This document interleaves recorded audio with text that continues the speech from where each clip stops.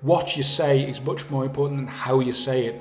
So the words that you use, the angles that you use are much more important than if they're displayed in fancy graphics. Convention has changed since then, and people are very likely just to scroll through. So there's no hard or fast rules, but the biggest one is what you say is more important than how you say it. Profit Pilot.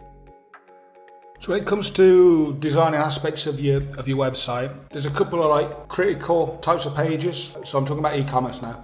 There's your home page, there's your category pages, there's your product pages. There's also your checkout pages, but I'm not going to touch on that at the minute because basically they can become more complicated. If we're just starting out, for example, with Shopify, you can't really change that much to do with the checkout pages, and then you don't want to mess around with it too much anyway. So I'm just going to concentrate on the home page, category page, and the product page. So basically with your home page, you've got to remember that not everybody lands in the same place of your website. So especially with e-commerce, depending on your marketing channels, people might be dropping straight onto your product page, or they might be dropping straight on your category page or your home page. Generally, with your home page, that's your anchor. That's your anchor page. So you want to start to concentrate on what's called above the fold. So above the fold used to mean that when they used to print the newspapers and they were folded over and they were put in the newspaper stands, that the key headline was the one which was above the fold. That was the one which was attractive to get people to buy the papers. So if you hear the term above the fold, it's actually from traditional media. We've got a website here. So we've got the logo at the top, easy navigation,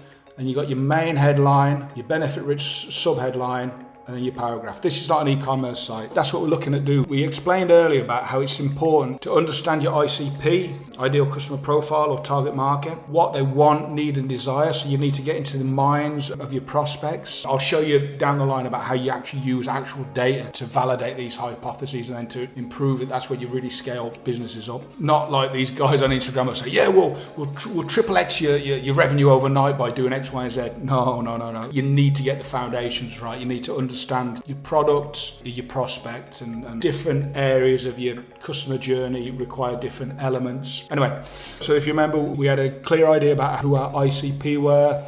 We started to write down the sales copy just in a very basic format. Then we created the website around that copy. What you say is much more important than how you say it. So the words that you use, the angles that you use are much more important than if they're displayed in fancy graphics. What we want to start doing is using visual hierarchy. So you're using big headlines, then smaller subheadlines, and then smaller copy. And each bit of content, whether it's a headline and supporting image, a call to action, social proof bars, they're all there to support the value proposition. So with the homepage, we want to make sure that everything's above the fold. So we're going mobile first, if you remember. So we want to get a decent logo. We want the hamburger menu, and we want to explain just this area here to explain this is what we're about. Because some people will drop in. If you've got something called a bounce, that's when a visitor will come into one page and bounce straight out without viewing any of the pages. People will ask, what's the benchmark on bounce? Well, it depends. On a blog post, if they're coming in, reading one article and bouncing back out, it'll be high. If it's on something else where you got to research, they're going to go bounce onto different pages, so they might come into one pricing page. Why should I choose you? There is no benchmark for bounce rate.